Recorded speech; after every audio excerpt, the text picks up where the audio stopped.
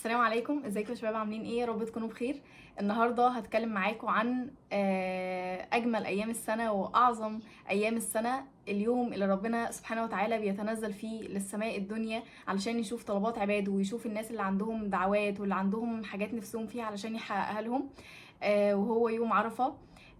الحقيقه يا جماعه يوم عرفه بالنسبه لي كان دايما هو يوم بنصوم فيه، علشان كنت عارفه معلومه واحده بس، ان هو بيغفر الذنوب سنه قبلها وبيغفر الذنوب سنه بعدها. ودي بس المعلومه اللي انا كنت عارفاها عنه، لحد ما يوم عرفه السنه اللي فاتت كان مختلف شويه بالنسبه لي، وحبيت ان انا اكلمكم عنه علشان لو حد مش عارف معلومات عن يوم عرفه وقيمته وفضله يمكن افيد اي حد باي معلومه ولو بسيطه. يوم عرفه ده هو اليوم اللي الرسول صلى الله عليه وسلم قال فيه خطبه الوداع، واليوم اللي نزلت فيه الايه اليوم اتممت لكم دينكم ورضيت لكم الاسلام دينا. كمان يا جماعه يوم عرفه ربنا بيعتق فيه رقاب الناس من النار اكتر من اي يوم تاني. في حديث بيقول ما من يوم اكثر من ان يعتق الله فيه رقابا من النار اكثر من يوم عرفه. يعني يوم عرفه هو اكتر يوم ربنا بيعتق فيه رقاب الناس من النار. وكمان يا جماعه خير الايام اللي انت تدعي فيها هو يوم عرفه. في حديث عن الرسول صلى الله عليه وسلم بيقول خير الدعاء دعاء يوم عرفه، وخير ما قلت انا والنبيون من قبلي لا اله الا الله وحده لا شريك له له الملك وله الحمد وهو على كل شيء قدير. فاكثروا في اليوم ده من قول لا اله الا الله. حاولوا انتوا تقوموا الفجر او قبل الفجر بشويه، صلوا ركعتين قيام ليل، وحاولوا ان انتوا تدعوا ربنا ان هو يصطفيكوا للدعاء في يوم عرفه، لان يوم عرفه ده مش اي حد ربنا بيصطفيه للدعاء فيه وبيرزقه حسن استغلاله. فادعوا ان ربنا يرزقكم حسن استغلال اليوم ده. فيا جماعه نصيحتي ليكم والحاجه اللي انا عملتها السنه اللي فاتت وفعلا فرقت معايا جدا وساعدتني جدا على ان اليوم يبقى منظم واقدر ان انا ادعي كل الحاجات اللي انا نفسي فيها، وهي ان انا جبت كشكول وكتبت فيه كل حاجه نفسي فيها. بجد بعد ما خلصت كانوا حوالي مثلا 5 ورقات، كل ما تفتكر حاجه روح اكتبها، كل ما تفتكر حاجه روح ازودها عليهم.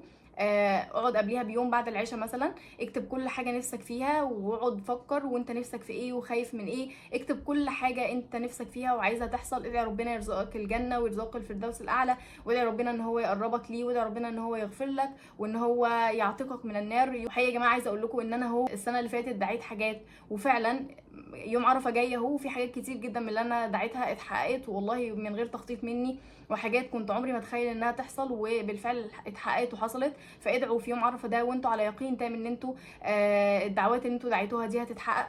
ويعني الحقيقه انا عايزه اقول لكم ان حتى تشانل اليوتيوب اللي انا بصور لكم فيديو فيها دي كانت من ضمن الدعوات بتاع يوم عرفه، وسبحان الله والله من غير اي تخطيط ومن غير اي حاجه اهي اتحققت وحصلت. انا الى الان مش متخيله ازاي من غير ترتيباتي ولا تخطيطاتي ولا اي حاجه الدعوه اتحققت. يعني حتى انا ما كنتش كاتباها في الورق من ضمن الدعوات اللي انا كنت دعيتها، ولكن سبحان الله بعد الصلاه بقعد بقى امسك الدعوات دي واقعد اقراها دعوه دعوه، لقيت نفسي بدعي الدعوه دي. فعلشان كده يا جماعه بقول لكم ادعوا ربنا ان هو يصطفيكم للدعاء في يوم عرفه. هتلاقوا انتوا حتى غير الحاجات اللي انتوا كاتبينها هتلاقوا نفسكم عمالين بتدعوا دعوات وبتدعوا حاجات نفسكم فيها، هي جت في دماغكم كده. فاي حاجه تيجي في دماغكم ادعوا بيها، واي حاجه تيجي على بالكم ونفسكم فيها حتى لو انتوا شايفين انها مستحيله ادعوا بيها، لان يعني ربنا قادر ان هو يحقق له كل شيء، قادر ان هو يحقق لكل بني ادم في الكون، اي بني ادم هو خلقه يحقق له كل الحاجات اللي هو نفسه فيها، وده لن ينقص من ملكه شيء سبحانه وتعالى.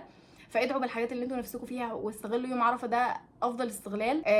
يوم عرفه السنه اللي فاتت كان قبل امتحانات ثانويه عامه، يعني كنا امتحنا المادتين اللي مش بتنضاف للمجموع، وبعد كده كنا قاعدين 10 ايام او مده بعد كده امتحان العربي. فكان يوم عرفه من ضمن المده دي، وكان الحقيقه اكتر حاجتين مخوفيني في الفتره دي ان انا اجي في الامتحانات اتوتر فانسى المعلومات اللي انا ذاكرتها وما اقدرش احل. فكنت بدعي ربنا ان هو يرزقني الهدوء ويرزقني التركيز.